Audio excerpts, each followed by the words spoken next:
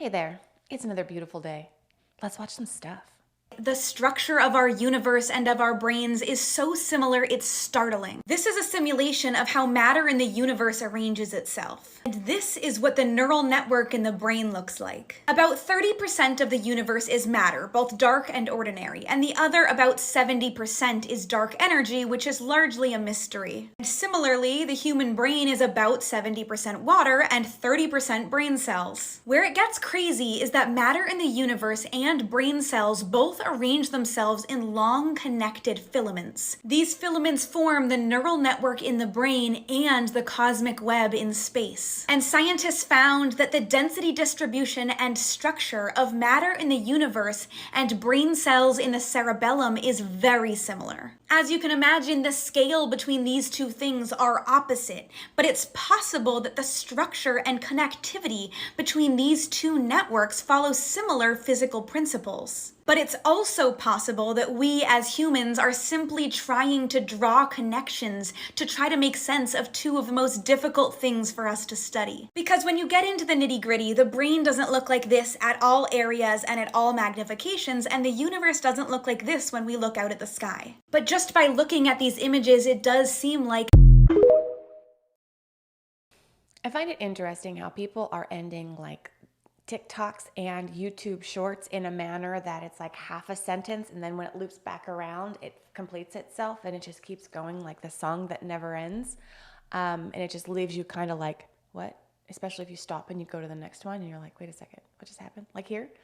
But I do find it fascinating how the cosmic web and brain patterns are similar in a lot of aspects. So we talked about this a little bit yesterday, and viewer Lockwood Thexton commented on that video saying how it's believed that we are actually part of the brain of a transcended God.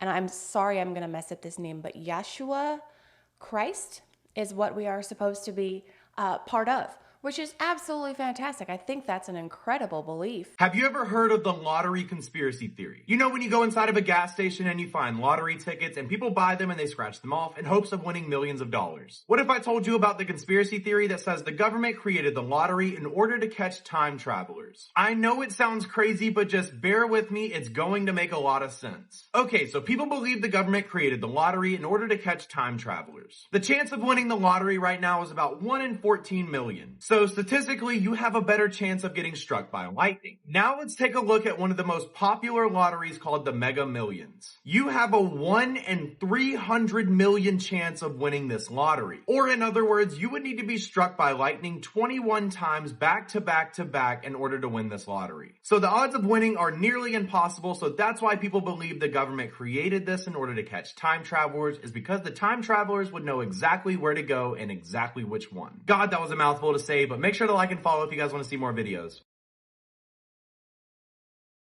I wasn't expecting that.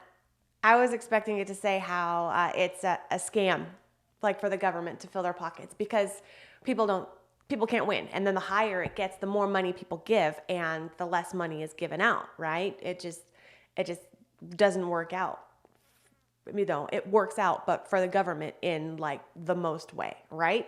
But to catch time travelers, because I guess if somebody wins the lottery like multiple times in a row or multiple times in a series, you know, in a small time frame, you'd be like, something's going on here.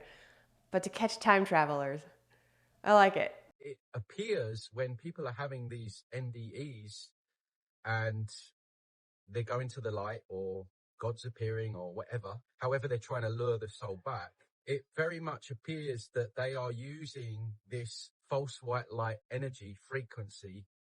So the people that are experiencing the NDEs are feeling just an absolute sense of bliss and love and connection and everything that I've just mentioned.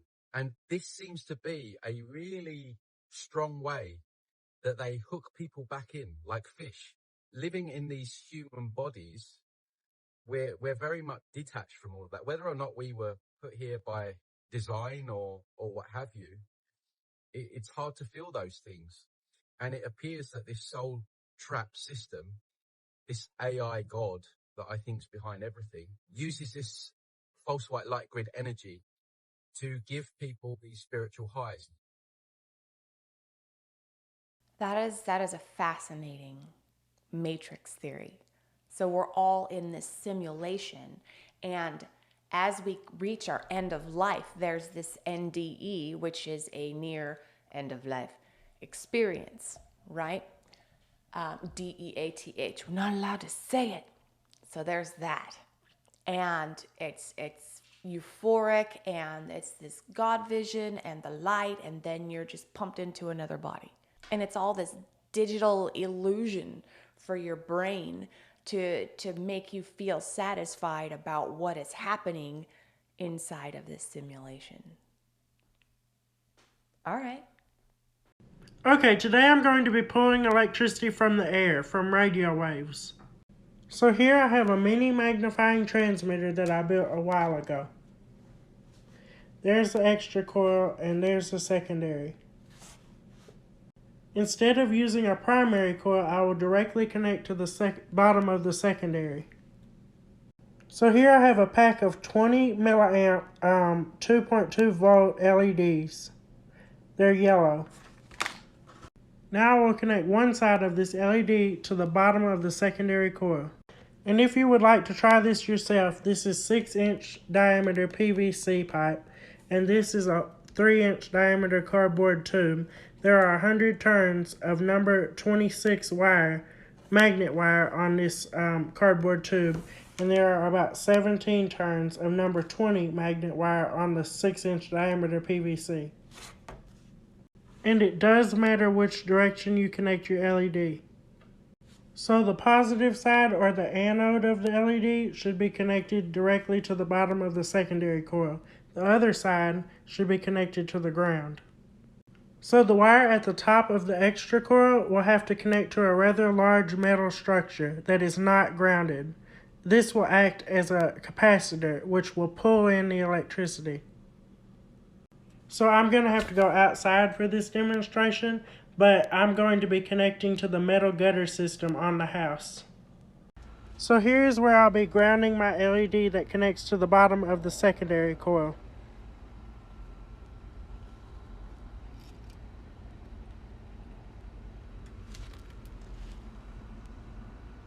Now I'm going to connect this 50 ohm coaxial cable to the gutter system. You don't have to use 50 ohm coaxial cable. This is all I have though right now.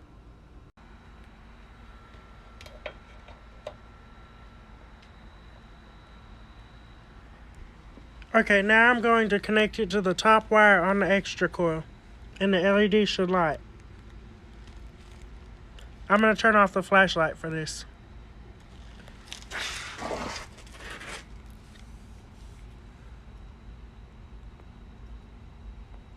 Okay, I'm going to have to put down the phone for it. Okay, and the LED is lighting yellow. Let me turn off the flash. Now let me turn back on the flash and circle the coil so y'all can be sure there is no battery connected. So the LED goes straight to the ground right there.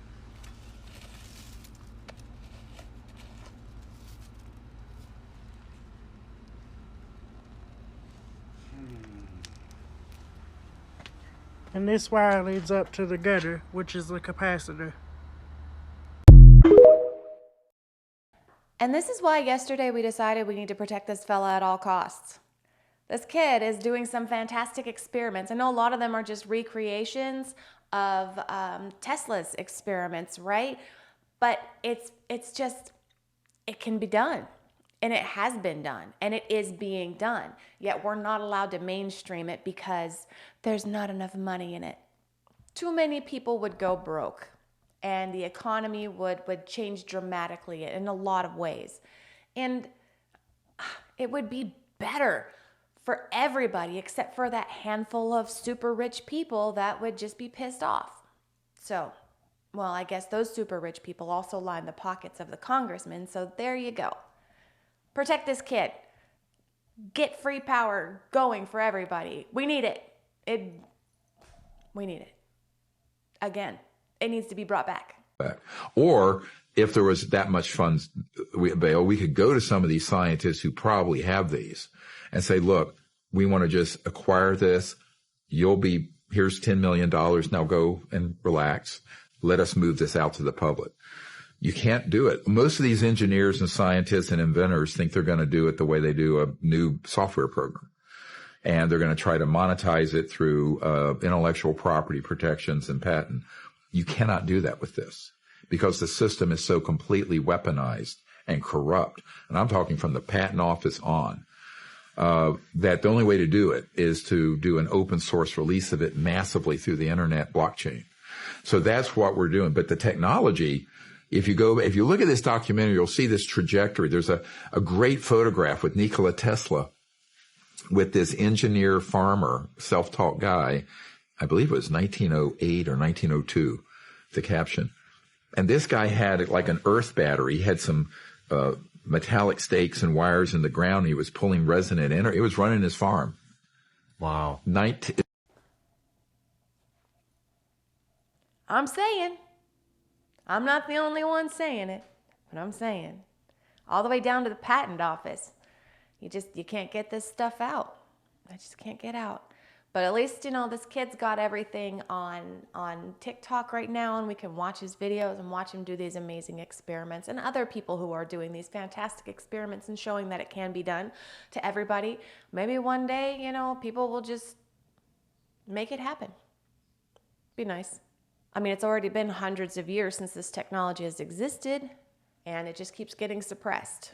But one day it'll happen. If you've ever gone into a rabbit hole about the Paris catacombs, then you need to hear about the Palermo catacombs, because I would argue that they are even more terrifying. These catacombs are from the 1500s, and they have 1,200 full mummified bodies, unlike the Paris catacombs, which only has bones. One of the most famous bodies inside of these catacombs, and just a heads up, this is pretty intense, is a 2-year-old girl named Rosalia Lombardo. This is a sketch of Rosalia. She was one of the last people to be placed inside of the catacombs, and she is in near perfect condition. Rosalia died in 1920 of the Spanish flu, and her father specifically asked that she be placed inside the Palermo catacombs. And because she never really decomposed, there's photos of her from the 1980s where she looks just like a sleeping child, even though at that point she was 60 years old. In 2009, she started showing signs of discoloration, so they put her in this hermetically sealed glass case. The next slide has a photo of her just to illustrate a phenomenon that had been happening, so just a heads up. Before she had been put in the glass case, guests would actually complain about seeing her eyes open, which was shocking to them because she was in such perfect condition, but they could actually see how crystal blue her eyes were. Like, they definitely weren't hallucinating this happening. Employees explained that it was just a trick of the light. Her eyes actually hadn't fully closed, so depending on how the light was, her eyes looked more open or more closed. But some people are so afraid of seeing that happen that they refuse to visit the catacombs. Would you ever go? I love learning new things. I know this isn't a new thing. It's been around for hundreds of years, but this is absolutely new to me. Is it new to you? Because I didn't know that even existed. I knew about the other catacombs, right, with the skeletons and everything, but actual mummified remains. That's incredible. I would love to go see that. That is super cool. A little creepy about the little girl and her eyes and stuff like that. I would be freaked out about that as well, but the whole thing would be just a wonderful experience, I'm sure. All right, fun fact. Did you know that Nikola Tesla actually discovered three-phase? He didn't invent three-phase power. Three-phase power was already discovered over in Germany back in 1897, and they didn't even decide to go through with three-phase because they decided they didn't need it at the time. So three-phase alternating current was brought over here as a trial and error to another simulation concept that the Illuminati created. Think about it.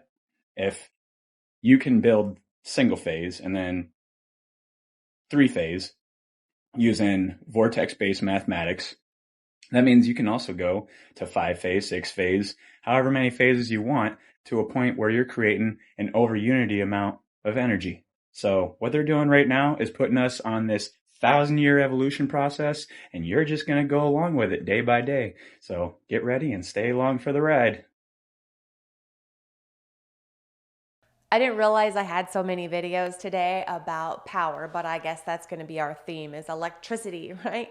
Because it's a big thing. Like, there is so much untapped potential. Actually, it's tapped, but it's like they're letting it leak out slowly. Like I said, 1,000-year evolution for electricity and power, and it's just, we're not allowed to have the fantastic stuff because it's all about money.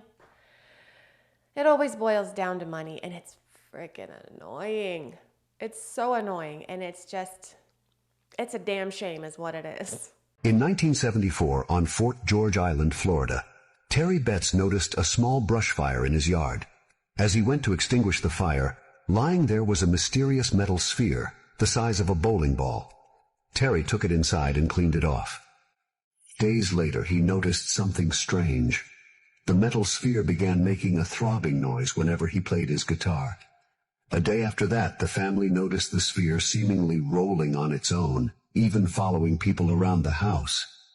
Intrigued, he started doing experiments with the sphere. He found that it would move on its own after being shaken and placed on the ground. Freaked out, he called the local newspaper to tell them about the discovery. The U.S. military quickly got wind of the story and suddenly showed up at Terry's house. They immediately confiscated the sphere. Many years later, a story was released saying it was nothing more than a ball check valve which had been produced by a local manufacturing company. So, do we think that was an actual ball check valve and it was just rolling on an uneven plane and they knew, where the creaks and cracks were in their home to walk certain ways to make it go that way? Or do we think that Kona Blue actually got in there and scooped up that alien tech and then they released this? Oh, this looks like it could be the same thing, so let's say it's that. What do you think? Let me know.